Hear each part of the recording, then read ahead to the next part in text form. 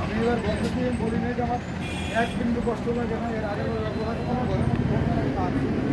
মা আছে এবার আসলে আমার ভিন্ন আছে ভালো কিছু করা আপনার যদি ভালো কিছু থাকে তাহলে আমার গাড়ির টায়ারও নিয়ে গেছে বসছেন